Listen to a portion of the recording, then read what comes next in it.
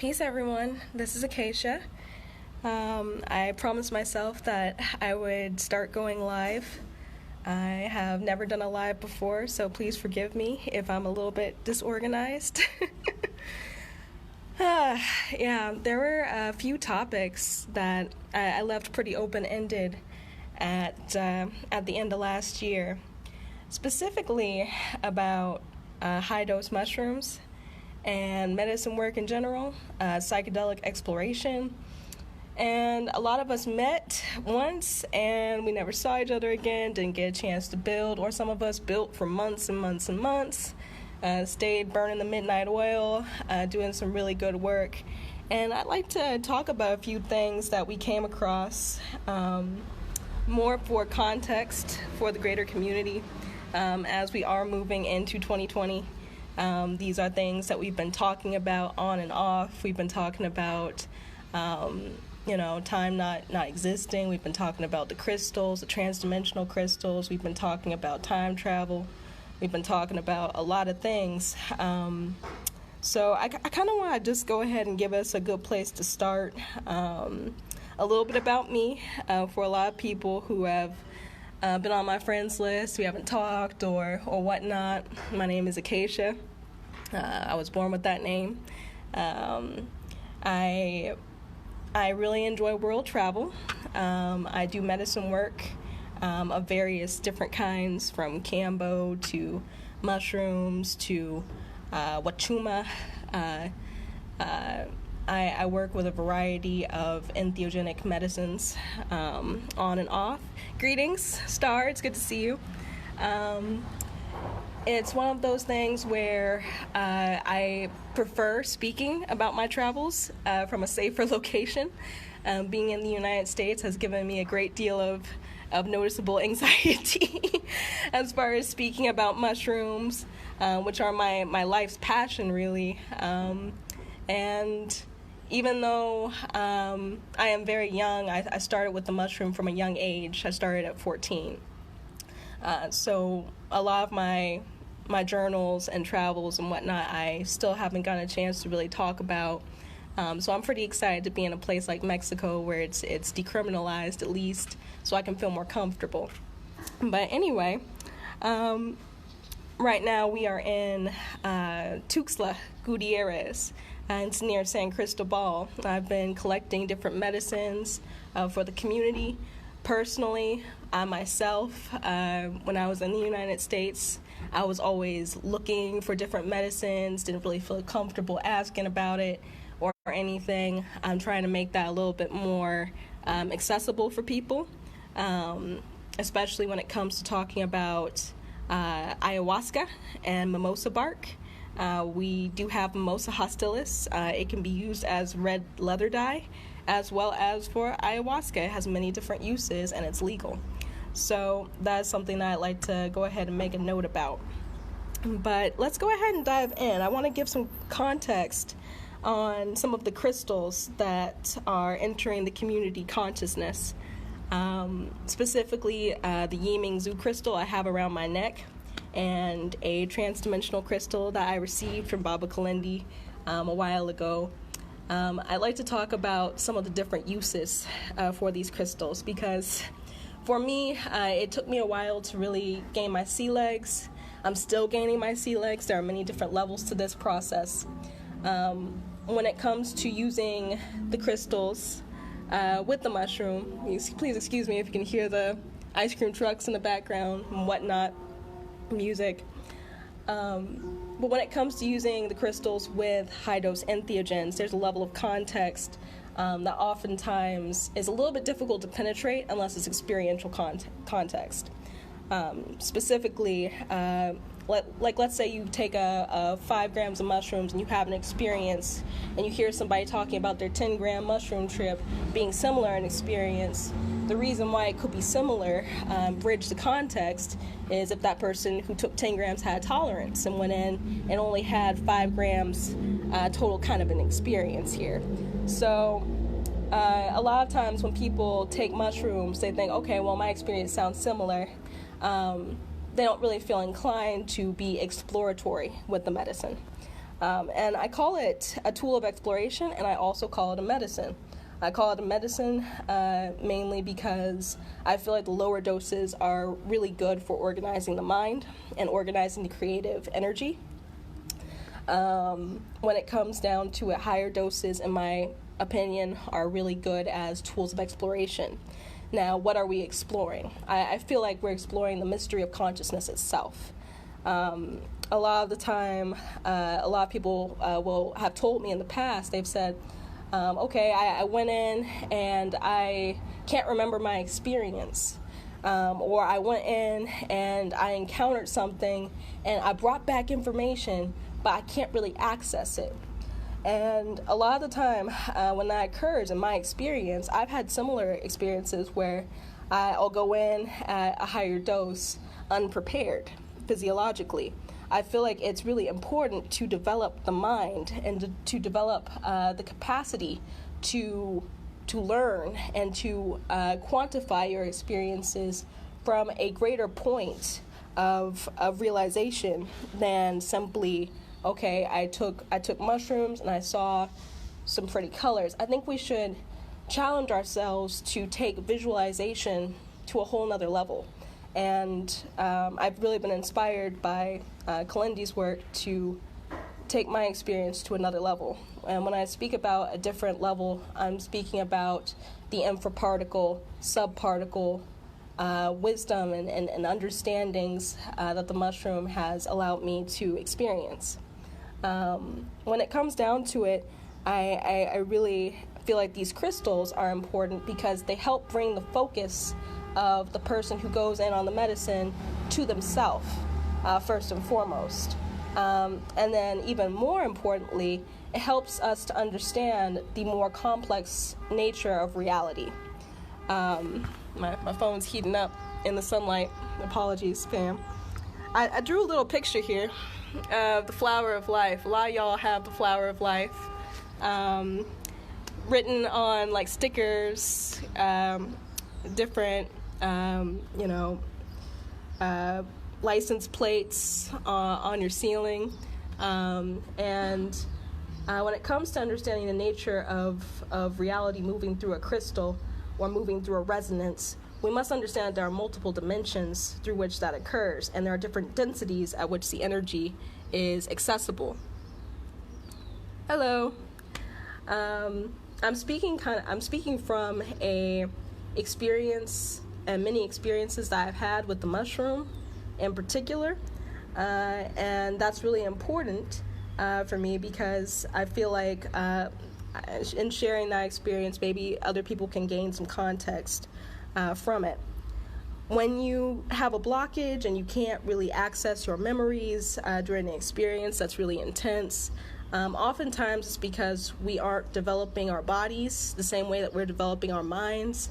This is why I use Kambo medicine. Kambo is a frog that comes from Peru and Brazil in the forest there, and it helps to essentially remove a lot of basically a wise man told me once, he said, only half of the cells in your body are you. And that really put it in perspective for me, that my diet and my junk food habits were causing a lack of clarity bleeding over into my psychedelic experiences. And I was having really poor experiences because I was eating a lot of meat. I have no problems with eating meat, by the way. I'm not bashing. I'm omnivores. I'm not saying I'm a vegan, but I'm saying that for me, fasting intermittently has really helped with my clarity as far as my experience with the medicine and with my experience overall, in reality overall. When it comes down to it, working with the crystals and working with your body and working with developing your mind are all part of a sort of lifestyle that you need to work towards, or a higher level. Moving out of the human into the unknown requires some changes, I really believe, to a lot of what we might consider to be just our normal everyday lives, everyday turmoil in our lives, whether it's relationship issues, whether it's food or diet issues. whatever that is that's holding you back, there are certain things that we need to just let go of and graduate from in order to step into these new paradigms. You are limited in your awareness by your level of perception. And that's something that is very, very, very interrelated. Sorry for the interruption. I had someone call me just now. So when it comes to working with the crystals in general, the way that light is filtered through the crystal and reality is filtered through the crystal also helps you to navigate your everyday life. So, like, let's say that you go in on 10 grams of mushrooms and your crystal to you doesn't do anything. Maybe you can't perceive that it's doing something. It's really below the threshold amount that is required for it to perform any action.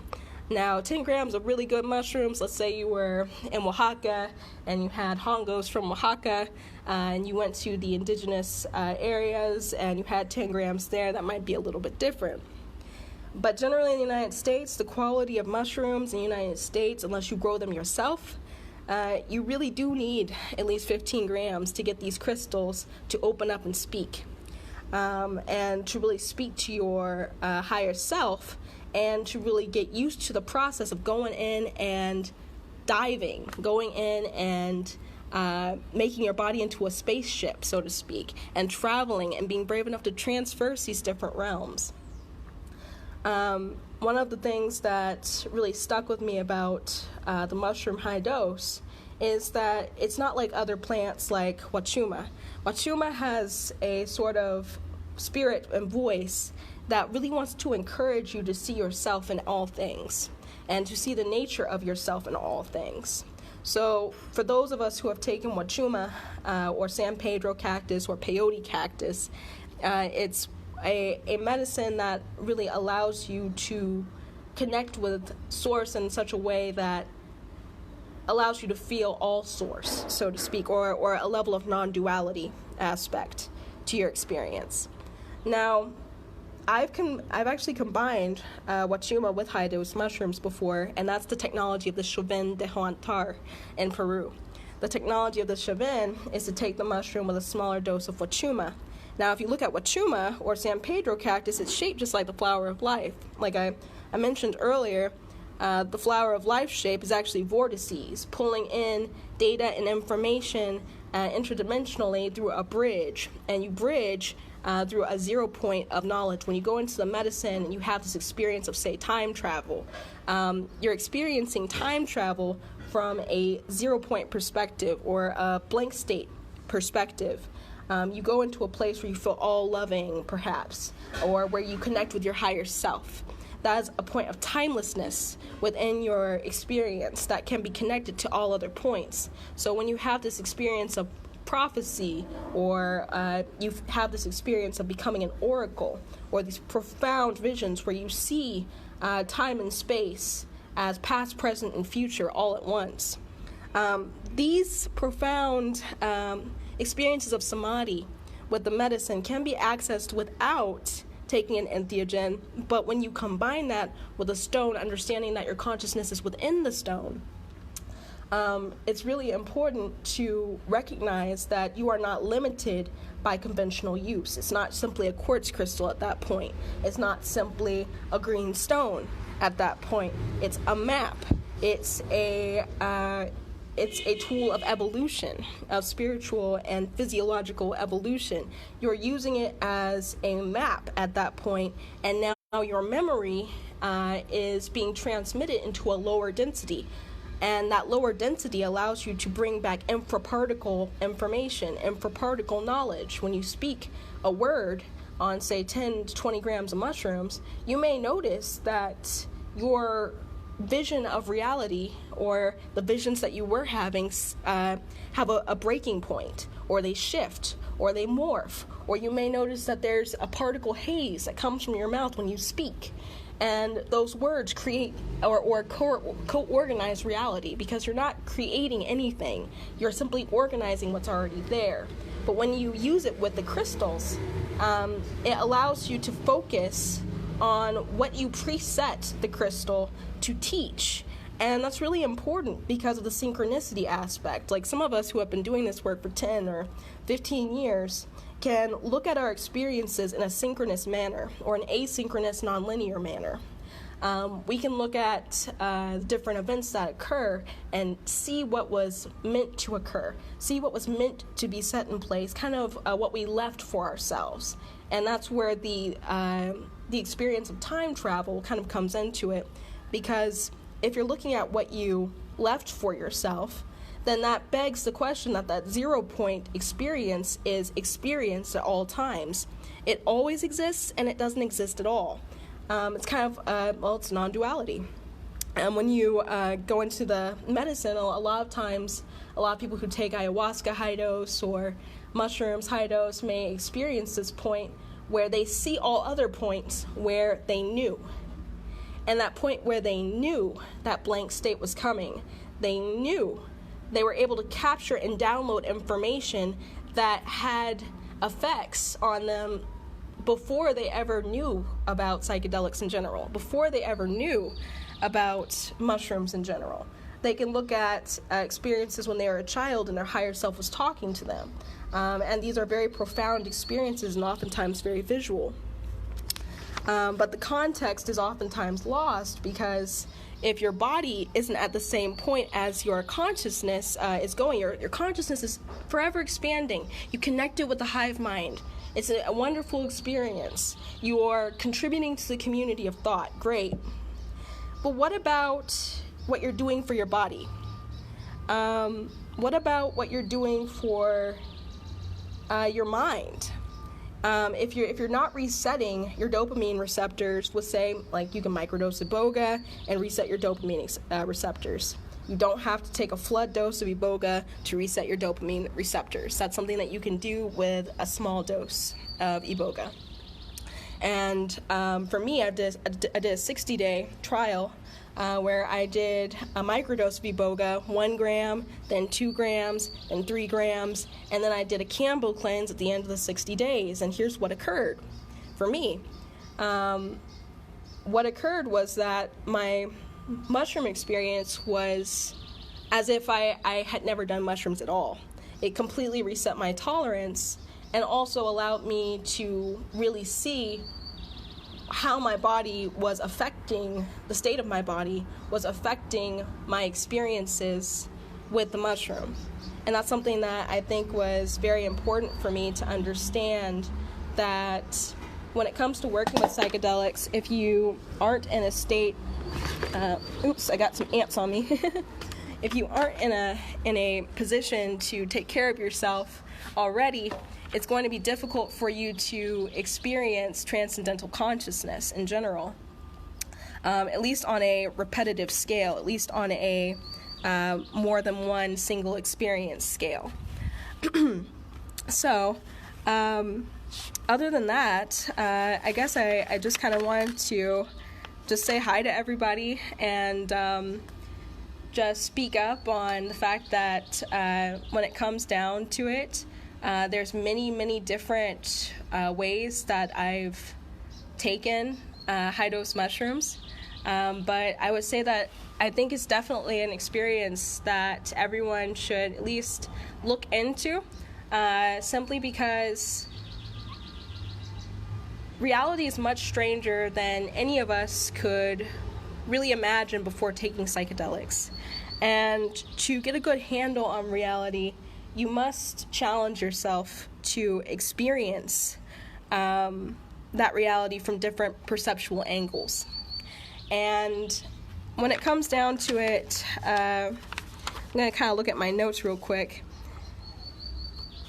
I really feel like these ingress points in consciousness, these 0 points in consciousness, occur with or without psychedelics. So we kind of owe it to ourselves to go back and replay the tapes, really look at what manifestation is on bare bones level. What are words of power? What are talismans of power? What is power? And what do we have inside of us that is divine? And how does our divinity and our higher selves, like, how does that connect with this reality in a scientific or non-scientific way, to find out for yourself, rather than to use templates made by other people, rather than to use the examples already set in place. To write your own book internally is a magical thing. To come up with your own system, your own way of approaching reality is really a magical thing, and I feel like everyone in the United States has the equal right to explore consciousness.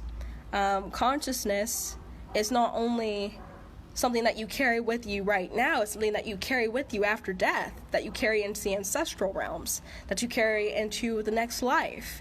And who you are, who your soul is, that soul deserves a chance to perform its mission.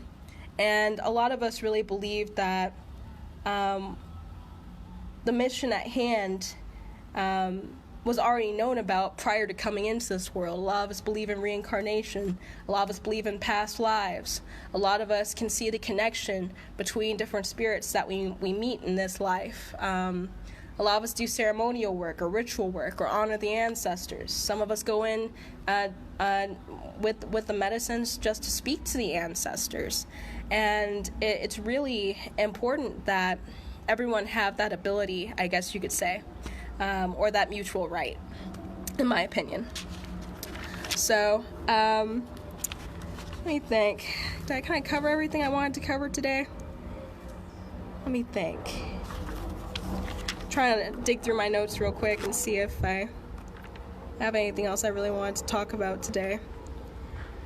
When it comes to developing the mind, I feel like outside of conspiracy theories, outside of watching YouTube videos, we can really take the information that we get from the mushroom about the things that are happening around us and really dig into the esoteric aspects of it and really challenge ourselves to seek understanding of the esoteric aspects of the mushroom, of DMT, of a lot of these medicines that were used in ritual and ceremony for thousands and thousands of years.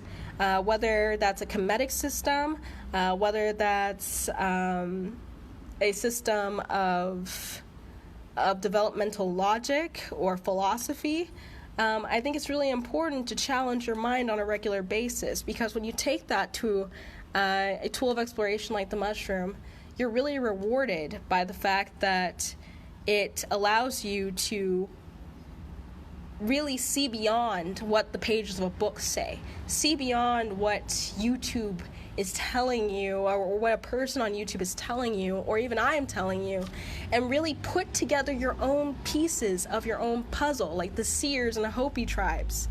It's really important to come together as a community and share our pieces of mutual nectar, I guess you could say, our collective understandings.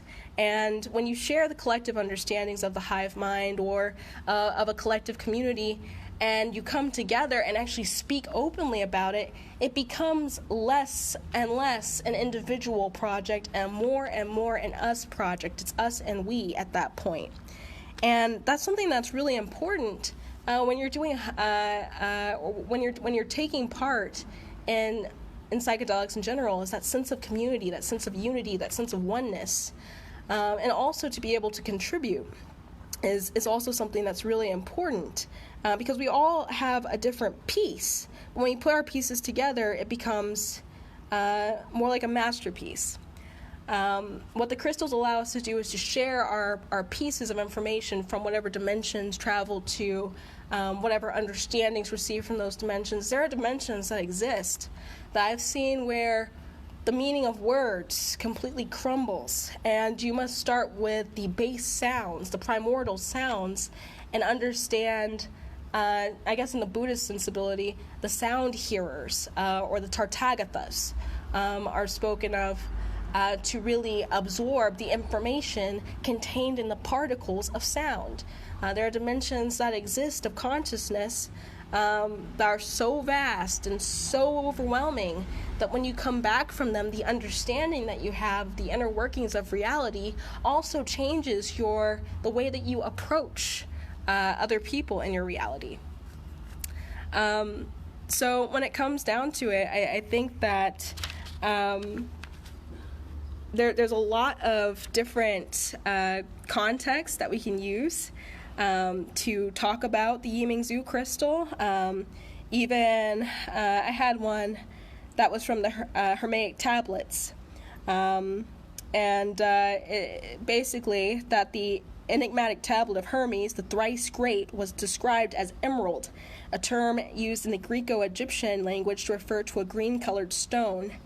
And basically, when it comes down to it, it was described as a green in color with an unearthly blue-white radiance, and around it stood a group of people gazing. That's what was talked about in the Hermetic tablets. So when we look at these stones, or even transdimensional stones, all over history, all throughout television, movies, you've got the Avengers, you've got Spider-Man and Venom, you've got Thanos, you've got the Infinity Stones that's already been talked about. But I'd like to bring it up again because we also have to look at the timing of events that occur in movies around us. If our consciousness is internal, then what we look at externally is an internal representation of what's actually going on. So if we look at movies for I guess you could say, all right, they're going to put together a movie, put together what's in plain sight. There are actual events that occur where there are density changes throughout time and throughout space and history. Even when they talk about the time of the Buddhas, where there are 66 Buddha dimensions or whatnot. Dimensions and energy have always really been around, and it's really important for us to be able to quantify these dimensions as something more than simply fiction or movies. Even if it's just a paradigm shift for us at that moment, there are dimensions that exist outside of us that are interlaced and interconnected through the cosmic web, I guess you could say. So anyway, I will give it a rest, though. I just want everyone who is interested in these crystals to understand that it's something more than just a quartz stone. It's something more than just a green rock. These crystals help you to organize yourself on high doses of mushrooms or psychedelics in such a way that allows you to bring back the information. It's not just a trip at that point. It's a journey. It's a journey into the soul. It's a journey to bring back information and store that information within these stones. And that's really exciting for us to have going forward. And in other timelines, I'm sure we've desired to have basically a doorway into the Akashic Records. I'm sure there's people who have studied numerous books trying to find out how to access the Akashic Records. The Akashic Records of the soul are easily accessible in the tools that our ancestors used. Whether you look at the Egyptians using the acacia tree to get into the Akashic Records, or if you look at the mushroom as a tool to get into the Akashic Records. Either way, you have a wealth of knowledge at your fingertips. The difficulty with having knowledge is not having knowledge, it's having the wisdom to organize that knowledge in a way that it can be distilled to other people. And part of that is to have a way to focus yourself so that you're not worried about everyone else's work. You're really doing your own internal work and focusing that information in a way that can be transferred to other people.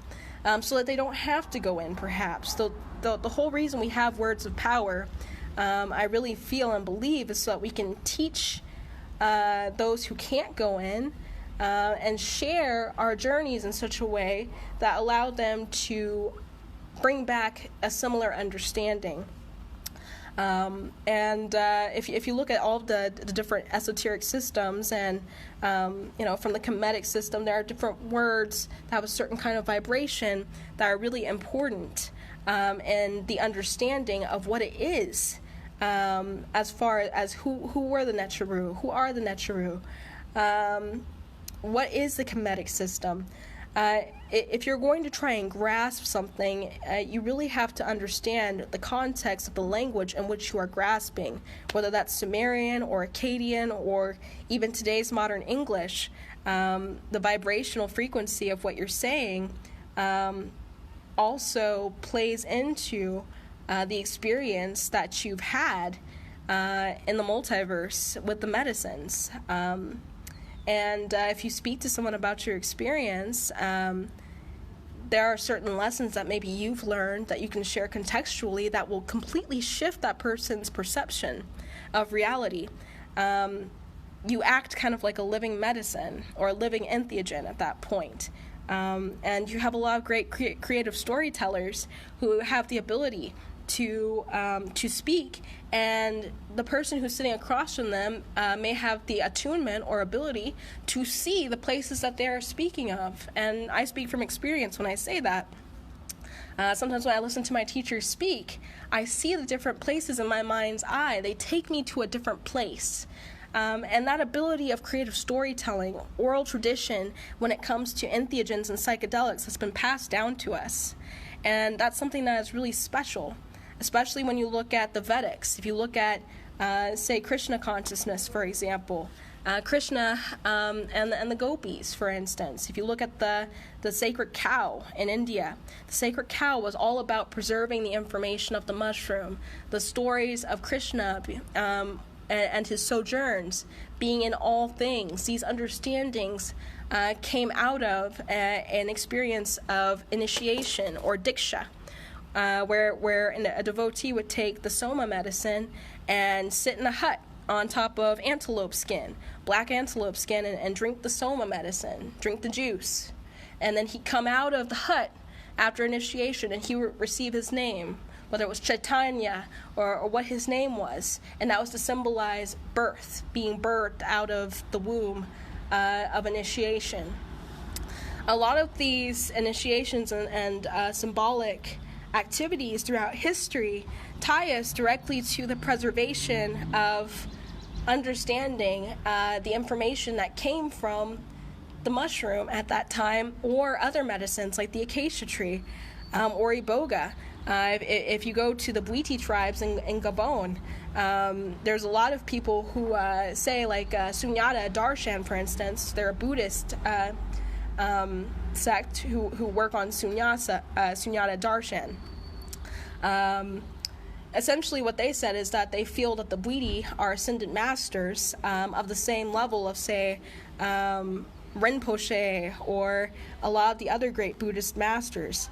And they say this because they have an experience of clarity with the use of the iboga medicine. Personally, I would be honored to have the opportunity to go to Gabon and take iboga traditionally rather than taking a microdose. But in lieu of that opportunity, I would encourage those who wish to work with the medicine to work with it in micro amounts. And to work with it consciously in order to reset the dopamine system and the neurological receptors that become shriveled over time. That way they can really find a fullness of enjoying life again. And I think that can really help our society move forward in general. So when it comes down to it, my biggest thing is just to share context. Context from my own experiences, context from going different places in the multiverse, from experiencing different ethnobotanicals, and share it in such a way that others can understand it. When it comes down to it, we also have a lot to share in the way of actual sources, where to get these medicines, how to prepare them, what does it mean to combine medicines? For me, when it comes to high-dose mushrooms, I prefer to combine it with a small amount of wachuma. For me, wachuma gives the mushroom a platform to speak, and it makes the experience last significantly longer. And I've spoken to other people who have had a very similar experience, so I would like to think that this is something that is repeatable, but I don't know. So we're still exploring it, but I would say that working with high-dose mushrooms in general, just 15 to 20 grams, is something that once you find a way to integrate your body, mind, and soul, heal your body first, and then work on healing your mind and healing your soul. from experience, if you work on cleansing by eating, fasting intermittently, learning what it means to fast, learning what it means to do a full body cleanse, that will significantly increase your chances of having a profound experience with the mushroom. And that's not just me coming from saying that. I really feel that an unhealthy body, you can still eat the mushroom and have a great experience, but there's nothing like being able to have complete clarity of mind mentally. And a lot of the foods that we eat in America are really not designed for that kind of clarity, and that's on purpose. So I guess I will go ahead and come to a close. I just wanted to give a brief overview of some of the things I'm going to be working on organizing myself to talk about soon. I'm getting used to the whole live stream thing, so please forgive me. I'm not used to it. I'll be the first to admit it. If you guys have any questions, go ahead and inbox me. That way I can include that in the next podcast. I'm going to be training myself on how to do live streams and share information, share ideas, share inspiration for the greater community.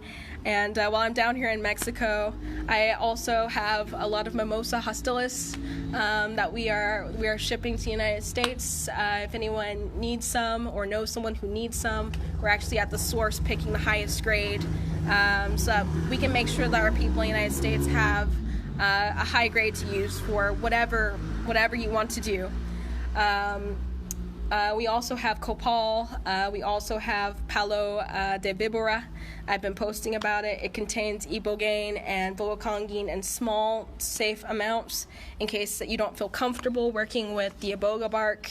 This is something that contains similar constituents. The spirit is a little bit different, but I think that a lot of people who are very brave and would like to experiment with these medicines should definitely have the chance. Other than that, I just want to say thank you to everyone in the community for supporting the work, everyone who's continued to support, everyone who's thinking about it. Whatever donations help. Down here traveling, probably won't be done traveling for a few months. I'll come back to the United States probably in September sometime, briefly, and then come back down here and continue the work, picking mimosa and working with the mushroom. I'm teaching the locals how to grow mushrooms down here so they have mushrooms year-round.